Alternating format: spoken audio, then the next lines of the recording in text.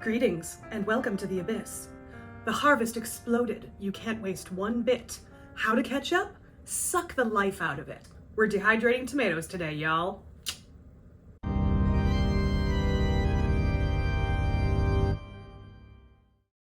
Here is what you need to make sun-dried tomatoes at home. Behold! The bounty of my garden.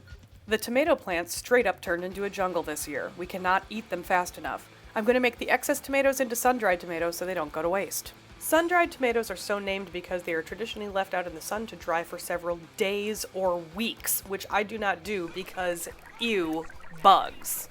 I make mine in the Dehydrator of Doom! And they taste so much better than store-bought.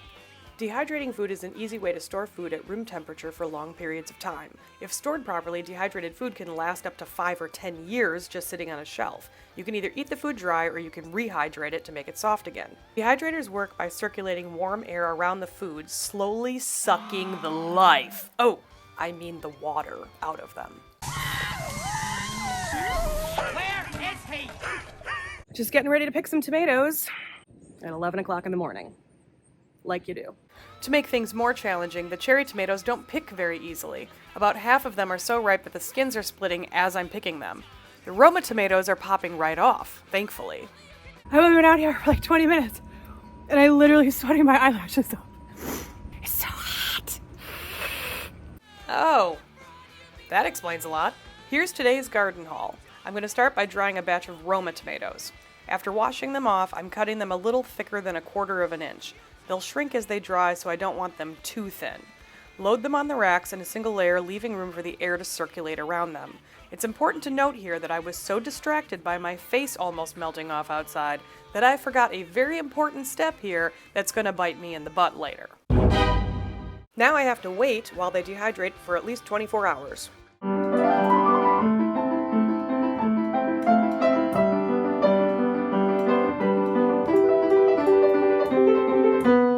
27 hours later, I open the racks to realize I completely forgot to oil them. No! You're doing a really bad job. Wet or sugary foods like hay, tomatoes, and other fruits have a tendency to stick to the trays when they dry. Now I have a real mess on my hands. The tomatoes are still usable, but they are also basically shrapnel. I tried scraping them off with a spatula, which still wasn't working, so I misted them with water to get them to rehydrate a bit, then used the spatula, and that worked to get them off. But I'm going to have to scrub these racks to get all that stuff off. See, now this just ticks me off. But in all honesty, if at first you don't succeed, Try again! at least we have no shortage of tomatoes in this house. Using olive oil and a paper towel, hey, oil your racks! You can also use cooking spray. Load up the racks, same as before. Since I had to get that last batch damp to scrape them off, I'm popping them in the top tray for just a few hours to dry them off again. The rest will stay in the dehydrator for the next 24 hours. It's been 24 hours, and look at that, they come right off. That's what I'm talking about. Sadly, it is now time to move on to cherry tomatoes. Cutting them is so flipping tedious.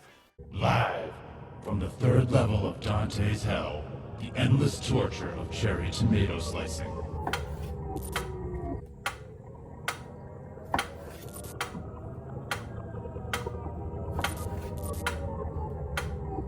Subscribe! Load cherry tomatoes the same way in a single layer with room between them.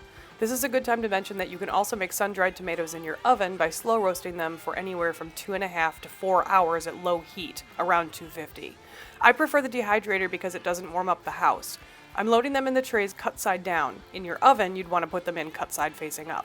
I also had some fresh basil from this morning's harvest, so I'm popping that in the trays as well. I'm curious to see if the tomatoes will consume the essence of the basil while they dehydrate. After checking the tomatoes a few times, they are finally ready after 26 hours. You're looking for a slightly gummy but not wet texture. Over dry means they can disintegrate.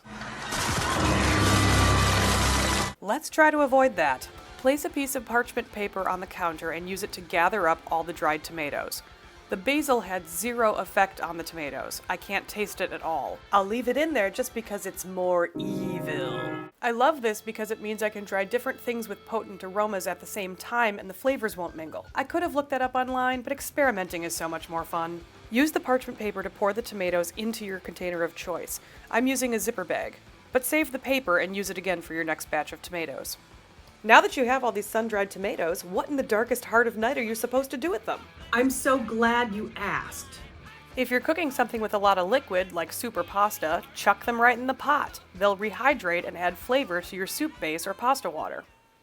If you want to use them as a topping or on a charcuterie board, pour some boiling water over them and let them sit for about 10 minutes, then rinse in cold water. Or you can eat them exactly as they are. I hope you enjoyed watching me dehydrate tomatoes from my garden. This is how to goth up anything, and I'm Kat Downs.